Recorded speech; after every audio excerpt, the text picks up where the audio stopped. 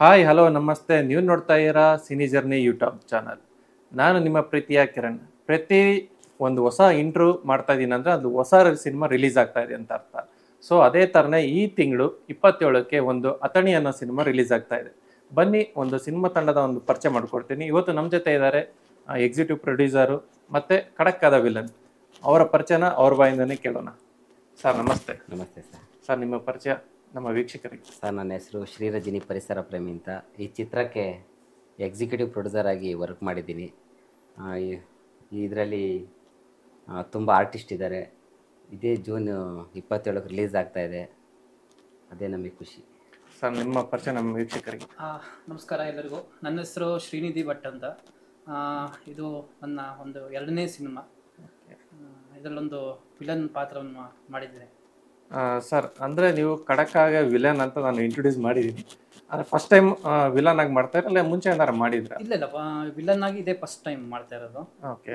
Character ವೈಸಲ್ಲಿ ಚೆನ್ನಾಗಿ ಅನ್ನಿಸ್ತು. ಅಂದರೆ ನಾನು ಸಪೋರ್ಟಿಂಗ್ ಕ್ಯಾರೆಕ್ಟರ್ ಮಾಡಿದ್ದು ಫಸ್ಟ್ ಒಂದು ಸಿನಿಮಾದಲ್ಲಿ. ಈ ಸಿನಿಮಾದಲ್ಲಿ ಡೈರೆಕ್ಟರ್ ಸಮರ್ಥ ಅವ್ರಿಗೆ ಕೇಳಿದಾಗ, ಅವರು ಸ್ಟೋರಿಯನ್ನು ಹೇಳಿದಾಗ ವಿಲನ್ ಪಾತ್ರ ನೀವು ಮಾಡಿ ಅಂತ ಹೇಳಿದಾಗ ಆ ಕ್ಯಾರೆಕ್ಟರ್ ವೈಸ್ ವ್ಯಾಲ್ಯೂ ಇರೋದಕ್ಕೋಸ್ಕರ ನಾನು ಒಪ್ಕೊಂಡೆ ವಿಲನ್ ಪಾತ್ರ ಮಾಡೋಕ್ಕೆ. ಆ ಕ್ಯಾರೆಕ್ಟರ್ಗೆ ಎಷ್ಟು ಜೀವ ತುಂಬಿದ್ದೀರಾ ಸರ್ ನೀವು? ನನ್ನ ಔಟ್ ಆಫ್ 100 ಒಂದು ಪ್ರಯತ್ನ ಪಟ್ಟು ಒಂದು 80% ತುಂಬಿರ್ಬೋದು ಅನ್ಕೊಳ್ತೀನಿ. 80% ಅಲ್ಲಿವರೆಗೂ ಹೋಗಿದ್ದೀನಿಲ್ಲ ಗೊತ್ತಿಲ್ಲ. ಇನ್ನು ನನ್ನ ಕೈಲಾದಂಥ ಪ್ರಯತ್ನ ಮಾಡಿ ನಿಮಗೆ ಆ ಕ್ಯಾರೆಕ್ಟರ್ ಸ್ಯಾಟಿಸ್ಫ್ಯಾಕ್ಷನ್ ಆಗಿದೆ? ಖಂಡಿತ. ಡೈರೆಕ್ಟರ್ ನಿಮ್ಮ ಕೈಯಲ್ಲಿ ಮಾಡಿಸಿದ್ರೆ ಹಾಗೆ ತುಂಬ ಖುಷಿಯಾಗಿದೆ ಆ ಕ್ಯಾರೆಕ್ಟರ್ ವಹಿಸೋದ್ರೆ. ಓಕೆ ಸರ್, ಅಥಣಿ ಅನ್ನೋ ಮೂವಿ ಒಪ್ಕೊಳ್ಳೋದಕ್ಕೆ ಕಾರಣ ಏನು ಸರ್? ಫಸ್ಟ್ ಆಫ್ ಆಲ್ ಆಗಿ ಅಥಣಿ ಒಪ್ಕೊಳ್ಳೋಕೆ ಏನು ಮೇಜರ್ ರೀಸನ್ ಅಂದರೆ, ನನಗೆ ಡೈರೆಕ್ಟರ್ ಅವರು ತುಂಬ ಪರಿಚಯ. ಡೈರೆಕ್ಟ್ರು ಮತ್ತು ರಜನಿ ಅವರು ನಮಗೆ ಒಂದು 10 ಇಯರ್ಸಿಂದ ನಮ್ಮ ಜೊತೆಗೆ, ಅವ್ರ ಜೊತೆಗೆ ಇದ್ದವರು. ಸೊ ಹಾಗಾಗಿ ಒಂದು ಫಸ್ಟ್ ಸಿನಿಮಾ ಮಾಡಿ ಸ್ವಲ್ಪ ಗ್ಯಾಪ್ ಆಗಿತ್ತು. ಆ ಗ್ಯಾಪ್ ಆದಾಗ ಇವರು ಮತ್ತೊಮ್ಮೆ ನನ್ನ ಅಂದರೆ 5 ಇಯರ್ಸ್ ಗ್ಯಾಪಲ್ಲಿ ಮತ್ತೊಮ್ಮೆ ನನ್ನನ್ನು ಕರೆದುಬಿಟ್ಟು, ಇಲ್ಲ ಈ ಥರ ಒಂದು ಕ್ಯಾರೆಕ್ಟರ್ ಇದೆ ನೀವು ಮಾಡಿ ಅಂತ ನೆನ್ಪಿಟ್ಕೊಂಡು ನನ್ನನ್ನು ಗುರುತಿಸಿದ್ದಾರೆ. ಸೊ ಅದು ಆ ಒಂದು ಬೇಸಿಕ್ ಇದ್ರ ಮೇಲೆ ನಂಗೆ ಮತ್ತೂ ಇಲ್ಲ ಈ ಸಿನಿಮಾ ಮಾಡಲೇಬೇಕು, ಎಷ್ಟೇ ಕಷ್ಟ ಮಾಡಬೇಕು ಅಂತ ಒಪ್ಕೊಂಡೆ. ಮತ್ತು ಆ ಸ್ಟೋರಿ ಅಷ್ಟೇ ಚೆನ್ನಾಗಿತ್ತು. ಓಕೆ ಸರ್, ಅದೇ ಪ್ರಶ್ನೆ ನಿಮಗೆ ಕೇಳೋದಾದ್ರೆ, ನೀವು ಈ ಸಿನಿಮಾಗೆ ಪ್ರೊಡ್ಯೂಸರ್ ಆಗೋಕ್ಕೆ ಕಾರಣ ಏನು? ಏನಿಲ್ಲ ಸರ್, ನಾವು ಸಮರ್ಥ ಅವ್ರು ನಾನು ಒಬ್ಬ ಡೈರೆಕ್ಟ್ರು. ನನ್ನ ಸಿನಿಮಾಗೆ ಅವರು ಎಕ್ಸಿಕ್ಯೂಟಿವ್ ಪ್ರೊಡ್ಯೂಸರಾಗಿ ವರ್ಕ್ ಮಾಡ್ತಾರೆ. ಅವ್ರ ಸಿನಿಮಾಗೆ ನಾವು ವರ್ಕ್ ಮಾಡ್ತೀವಿ. ಅದೇ ನಮ್ಮ ಪ್ರೊಡ್ಯೂಸರು ನಮ್ಮ ವಾಸು ಅವರು, ಅವ್ರದ್ದು ದೊಡ್ಡ ಹೆಜ್ಜೆ, ಅವರೊಬ್ಬರು ರೈತರು. ಅವರು ಕೆಲವು ಟೈಮ್ ಬರೋಕ್ಕಾಗ್ತಾಯಿರಲ್ಲ. ನಮಗೆ ಆ ಕೆಲಸನ ವಹಿಸಿದ್ರು. ನಾವು ಅವ್ರು ವಹಿಸಿರೋ ಕೆಲಸನ ನೀಟಾಗಿ ಮಾಡಿದ್ದೀವಿ. ಆರ್ಟಿಸ್ಟ್ನ ಕರೆಸೋದು, ಆ್ಯಕ್ಟ್ ಮಾಡಿಸೋದು ಇದೆಲ್ಲ ಮಾಡಿ ತುಂಬ ಖುಷಿಯಾಯಿತು. ಅಂದರೆ ಚೆನ್ನಾಗಿ ಬಂದಿದೆ ಮೂವಿ. ಎಲ್ಲ ಆರ್ಟಿಸ್ಟು ತುಂಬ ಕೋಆಪ್ರೇಟ್ ಮಾಡಿದ್ದಾರೆ. ಸಮರ್ಥ ಅವರು ಫಸ್ಟ್ ಟೈಮ್ ಹೀರೋ ಆಗಿ ಮಾಡಿದ್ದಾರೆ. ಡೈರೆಕ್ಟ್ರು ಕೂಡ. ಮುಂಚೆ ಯಾವ್ದಾರ ಸಿನಿಮಾಗೆ ಪ್ರೊಡ್ಯೂಸ್ ಮಾಡಿದ್ರಾ ಇಲ್ಲ ಇದೇ ಮೊದಲು? ಇಲ್ಲ ಸರ್, ನಾವು ಯಾವುದೂ ಮಾಡಿಲ್ಲ. ಅವ್ರು ಮಾಡಿರೋದಕ್ಕೆಲ್ಲದಕ್ಕೂ ಸಪೋರ್ಟಿವ್ ನಿಲ್ತೀವಿ. ಓಕೆ, ಅಂದರೆ ಸಿನಿಮಾದ ಬಗ್ಗೆ ಒಲವಿತ್ತು. ಹೌದು, ಹಾಗಾಗಿ ಪ್ರಯತ್ನ ಮಾಡಿದ್ದೀರಿ. ಹೌದು. ಓಕೆ ಸರ್, ನಿಮ್ಮ ಸಿನಿಮಾದಲ್ಲಿ ಯಾಕೆ ಜನ ನೋಡಬೇಕು ಅಂತ ನೀವು ಹೇಳಕ್ಕೆ ಇಷ್ಟಪಡ್ತೀರಾ? ಅಂದರೆ ಕಾಮನ್ ಆಗಿ ಸಿನಿಮಾ ವಾರಕ್ಕೊಂದು ಹೊಸ ಸಿನಿಮಾಗಳು ಬಿಡುಗಡೆ ಆಗ್ತಾನೆ ಇದೆ. ನಿಮ್ಮ ಸಿನಿಮಾ ಪರ್ಟಿಕ್ಯುಲರ್ ಆಗಿ ಜನ ಯಾಕೆ ಥಿಯೇಟ್ರಿಗೆ ಬರಬೇಕು? ಫಸ್ಟ್ ಆಫ್ ಆಲ್ ಈ ಸಿನಿಮಾದಲ್ಲಿ ಇರೋಂಥ ಕಂಟೆಂಟ್ ಏನೋ ಮೇನ್ ರೀಸನ್, ಏನು ಕಂಟೆಂಟ್ ಏನಿದೆಯೋ ತುಂಬ ಸ್ಟ್ರಾಂಗ್ ಆಗಿದೆ ಕಂಟೆಂಟ್. ಒಂದು ಮೆಸೇಜ್ ಇಟ್ಕೊಂಡು ರೈತರ ಪರವಾಗಿ, ಈಗ ನನ್ನ ಒಬ್ಬನ ಒಂದು ಮೆಸೇಜ್ ಇಟ್ಕೊಂಡು ನಾನು 4 ಜನಕ್ಕೆ ಹೇಳೋದು ಬೇರೆ, ಸಾರ್ವತ್ರಿಕವಾಗಿ ಆ ಒಂದು ಮೆಸೇಜನ್ನು ಜನಕ್ಕೆ ತಲುಪಿಸೋ ಒಂದು ಇದನ್ನು ಈ ಅಥಣಿ ಸಿನಿಮಾದಲ್ಲಿ ಡೈರೆಕ್ಟರ್ ಅವ್ರು ಮಾಡಿದ್ದಾರೆ.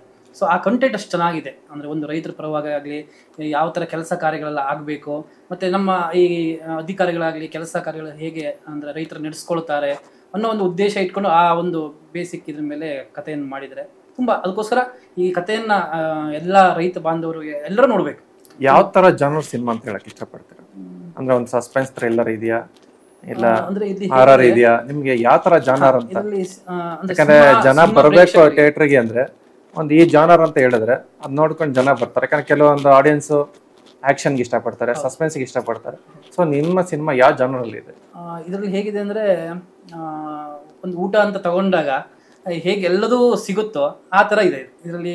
ಒಬ್ಬರಿಗೆ ಏನು ಅವ್ರವ್ರಿಗೆ ಏನೇನು ಅಭಿರುಚಿ ತಕ್ಕಂತೆ ಏನೇನು ಬೇಕೋ ಪ್ರತಿಯೊಂದು ಈ ಸಿನಿಮಾದಲ್ಲಿ ನೋಡೋಕೆ ಸಿಗುತ್ತೆ. ಸಸ್ಪೆನ್ಸು, ಥ್ರಿಲ್ಲರು, ಆಮೇಲೆ ಹಾರರ್ ಅಂದರೆ ಆ ಎಫೆಕ್ಟು ಸಿಗುತ್ತೆ, ಹಾರರ್ ಎಫೆಕ್ಟು ಸಿಗುತ್ತೆ.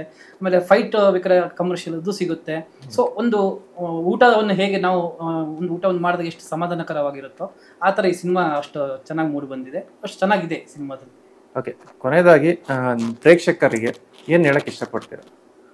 ಇದೇ 27ನೇ ತಾರೀಕು ಸಿನಿಮಾ ರಿಲೀಸ್ ಆಗ್ತಾ ಇದೆ. ಅಥಣಿ ಒಂದು ಒಳ್ಳೆ ಕಂಟೆಂಟ್ ಇಟ್ಕೊಂಡು, ಒಂದು ಒಳ್ಳೆ ಮೆಸೇಜನ್ನು ಇಟ್ಕೊಂಡು ಕಷ್ಟಪಟ್ಟು ಅವರು ಪ್ರೊಡ್ಯೂಸರ್, ರೈತರಾದಂಥ ಪ್ರೊಡ್ಯೂಸರ್ ಅವರೇ ಈ ಸಿನಿಮಾವನ್ನು ಮಾಡಿದ್ದಾರೆ. ಒಂದು ಮೆಸೇಜ್ ಕೊಡಬೇಕು. ಈಗ ಅವ್ರು ಒಬ್ರಿಗೆ ಹೇಳಿದ್ರೆ 4 ಜನಕ್ಕೆ ಹೇಳ್ಬೋದು, ಆದರೆ ಎಲ್ಲರಿಗೂ ಹೇಳಬೇಕು ಅಂದರೆ ಇದೊಂದು ಒಂದು ಒಳ್ಳೆ ದಾರಿ. ಸೊ ಹಾಗಾಗಿ ಒಳ್ಳೆ ಸಿನಿಮಾವನ್ನು ಮಾಡಿದ್ದಾರೆ. ಇದೇ 27ನೇ ತಾರೀಕು ಕರ್ನಾಟಕಾದ್ಯಂತ ರಿಲೀಸ್ ಆಗ್ತಾ ಇದೆ. ಸೊ ಹತ್ತಿರದ ಚಿತ್ರಮಂದಿರಕ್ಕೆ ಹೋಗಿ ಕರ್ನಾಟಕದ ಜನತೆಗಳು ಸಪೋರ್ಟ್ ಮಾಡಿ, ಹೊಸ ಕಲಾವಿದರನ್ನು, ಹೊಸ ಟೀಮನ್ನು ಸಪೋರ್ಟ್ ಮಾಡಿ ಬೆಳೆಸಬೇಕು. ಹಾಗೆ ಕನ್ನಡ ಚಲನಚಿತ್ರ ಇನ್ನೂ ಹೆಚ್ಚಿದಂಥ ಚಲನಚಿತ್ರ ಬಂದು ಪ್ರೊಡ್ಯೂಸರ್ಗಳಿಗೆ, ಡೈರೆಕ್ಟರ್ಗಳಿಗೆ ಎಲ್ಲರಿಗೂ ಒಳ್ಳೆಯದಾಗಿ ಒಳ್ಳೆ ರೀತಿಯ ಸಿನಿಮಾಗಳು ಬರುವಂಥ ಆಗಲಿ ಅಂತ ಕೇಳ್ಕೊಳ್ತೀವಿ. ಸರಿ, ಈಗಾಗಲೇ ಥಿಯೇಟ್ರ್ ಸಮಸ್ಯೆಗಳು ತುಂಬ ಇದೆ, ಅದ್ರ ಮಧ್ಯದಲ್ಲಿ ನಿಮ್ಮ ಸಿನಿಮಾ ರಿಲೀಸ್ ಆಗ್ತಾ ಇದೆ. ಈ ಮಧ್ಯದಲ್ಲಿ ಜನರಿಗೆ ಥಿಯೇಟ್ರಿಗೆ ಬರೋದಕ್ಕೆ ನೀವು ಏನು ಹೇಳಕ್ಕೆ ಇಷ್ಟಪಡ್ತೀರಾ? ಕೊನೆಯದಾಗಿ ಇದರಲ್ಲಿ ರಾಕೇಶ್ ಅವರು ಪಾಪ ತೀರೋದ್ರು. ಅವರು ತುಂಬ ಕೋಪ್ರೇಟ್ ಮಾಡಿ ಚೆನ್ನಾಗಿ ಆ್ಯಕ್ಟ್ ಮಾಡಿದ್ರು, ಒಳ್ಳೆ ಕಾಮಿಡಿ ಮಾಡಿದ್ದಾರೆ. ರಾಕೇಶ್ ಅವ್ರದ್ದು ಒಳ್ಳೆ ಕಾಮಿಡಿ ಇದೆ ಸರ್ ಇದರಲ್ಲಿ. ಮತ್ತು ಎಲ್ಲರೂ ಪ್ರತಿಯೊಬ್ಬರು ಚೆನ್ನಾಗಿ ಆ್ಯಕ್ಟ್ ಮಾಡಿದ್ದಾರೆ. ಒಳ್ಳೆ ಕಂಟೆಂಟ್ ಇದೆ, ಒಳ್ಳೆ ಕತೆ ಇದೆ, ಒಳ್ಳೆ 5 ಸಾಂಗ್ ಇದೆ, 3 ಫೈಟ್ ಇದೆ. ಎಲ್ಲ ತುಂಬ ಚೆನ್ನಾಗಿ ಮಾಡಿದ್ದೀವಿ. ಇರೋ ಬಜೆಟಲ್ಲಿ ನೀಟಾಗಿ ಮಾಡಿದ್ದೀವಿ. ನಮ್ಮ ವಾಸಣ್ಣವ್ರನ್ನ ಉಳಿಸ್ಬೇಕು. ಪ್ರೊಡ್ಯೂಸರ್ ಇದ್ದರೆ ಇನ್ನೊಂದು 10 ಸಿನಿಮಾ ಮಾಡ್ಬೋದು. ಪ್ರೊಡ್ಯೂಸರ್ ಇಲ್ಲ ಅಂದರೆ ಸಿನಿಮಾ ಮಾಡೋಕ್ಕಾಗಲ್ಲ. ಮೇಯ್ನು ಪ್ರೊಡ್ಯೂಸರ್ ಸೇಫ್ ಆಗಬೇಕು. ಎಲ್ಲರೂ ಬಂದು ಸಿನಿಮಾ ನೋಡಿ. ನಮ್ಮ ಕನ್ನಡ ಇಂಡಸ್ಟ್ರಿ ತುಂಬ ಕಷ್ಟದಲ್ಲಿದೆ. ಎಲ್ಲರೂ ಒಂದು ಸಿನಿಮಾ ನೋಡಿದರೆ ಏನೋ ಒಂದು ಒಳ್ಳೆಯದಾಗುತ್ತೆ. Okay sir, all the best for your cinema. Thank you. Thank you sir.